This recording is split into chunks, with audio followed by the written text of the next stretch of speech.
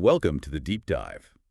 Today, we're plunging into something really historic, the election of Pope Leo XIV. He's the first American ever to hold the papacy. Yeah, quite moment. And for you, our listener, if you want to get the essentials quickly but also thoroughly, well, this deep dive is set up just for that. Exactly. We've looked at the initial news reports, analyses of his first moves, the reactions to things he said in the past. To really pull out the most crucial insights for you. Right. So our mission is basically to unpack Pope Leo XIV's initial vision, the whole context around his election. Yeah. Just give you that core understanding you need.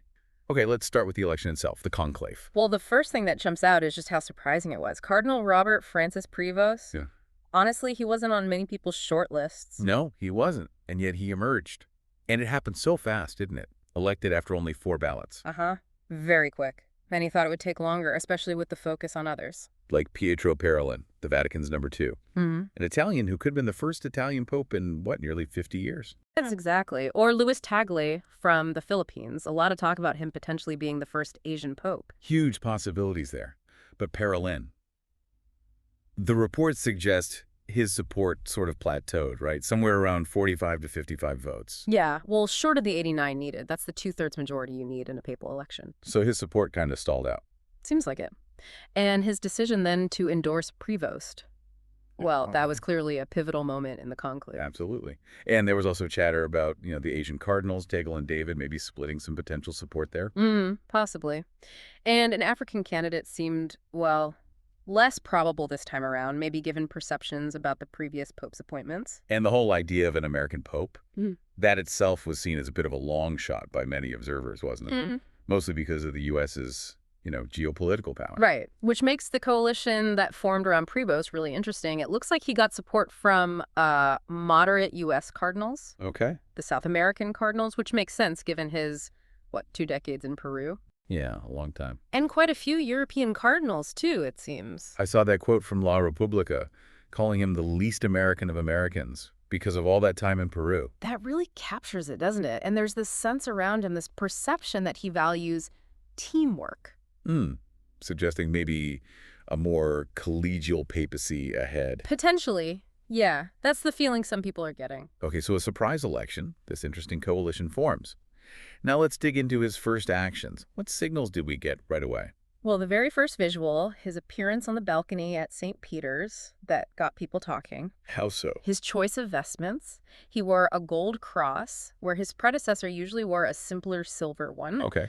And an embroidered stole, the red mozzetta, that short cape. Some immediately saw that as a nod towards maybe a more traditional aesthetic. A subtle shift, perhaps, compared to Pope Francis's more understated style. Exactly. A small detail, but potentially symbolic for those within the church looking for more traditional visual cues. And then his first homily to the cardinals seemed to fit that mold too, right? It was scripted. It was, which is different from the more off-the-cuff style we often saw from Pope Francis. So again, suggesting maybe a more formal, planned approach. Interesting. And his schedule for that first week seemed very structured too. Very much so. Meetings with cardinals on May 10th, first noon blessing May 11th, media audience May 12th, diplomats on the 16th, first mass in St. Peter's Square the 18th, first general audience the 21st. Wow.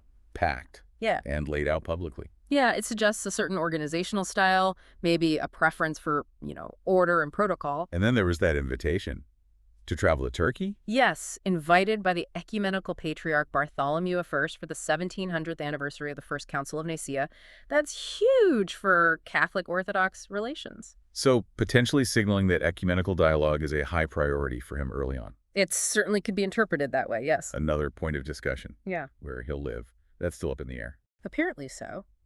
Pope Francis living in the Casa Santa Marta guest house was seen as, well, quite revolutionary, a break from the apostolic palace. Right, the traditional papal residence. So the fact that Pope Leo might return to the apostolic palace, though nothing's decided, that's another symbolic thing people are watching closely. It could signal a different view of the papacy's public role. And what about the substance of that first homily? What themes did he hit on?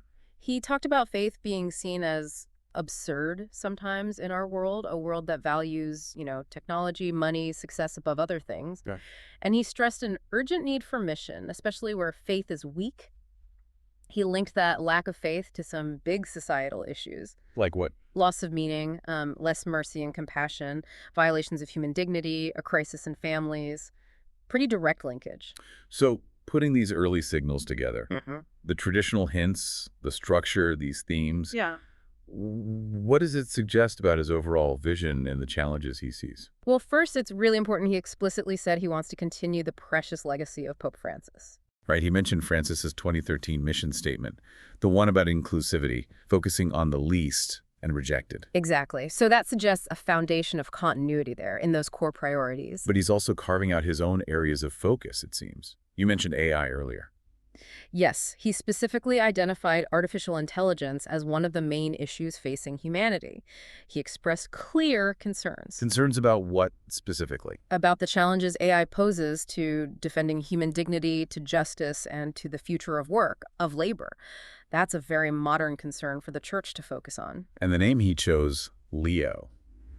That has historical weight, doesn't it? It absolutely does. It immediately calls to mind Pope Leo XIII.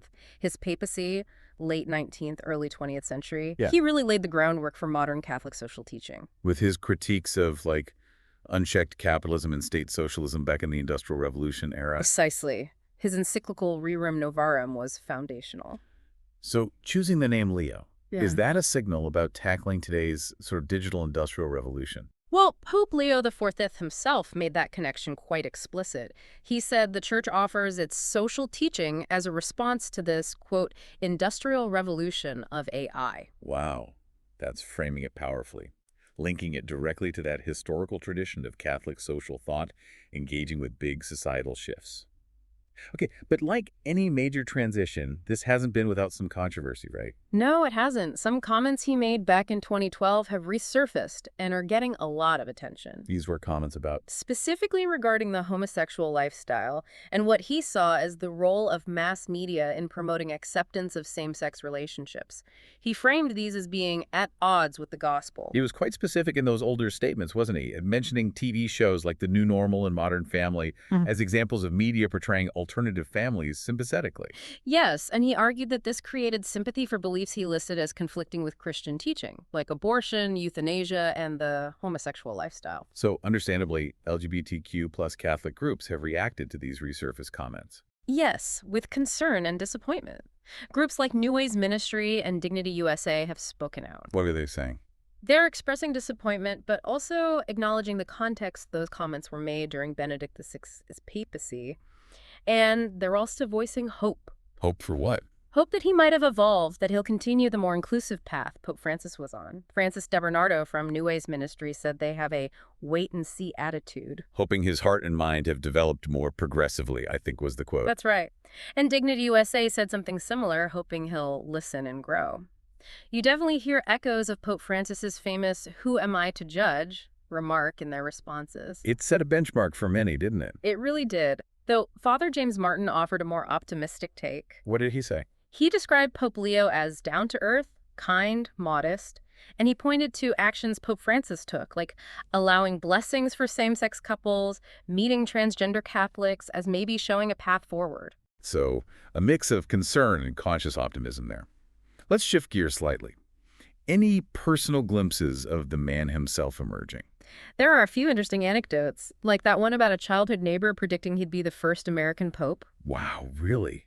That's incredible. Isn't it? And someone who knew him well, Father Rob Hagen, his former protege, described him as incredibly bright, speaks multiple languages, but also kind, approachable, warm, called him a gift to the church and to the world. And his connection to Peru seems really deep. He actually became a citizen there in 2015. He did, and apparently the reaction in Peru to his election was overwhelmingly positive. It shows the impact of his time there. He even mentioned missing the joy of Peru in the ceviche. Huh, yeah, adds a nice human touch, doesn't it? It does. Yeah. What about reactions from Americans, say, tourists in Rome? Oh, a mix of surprise and some very American hopes, apparently. Someone hoped he's a White Sox fan. Classic.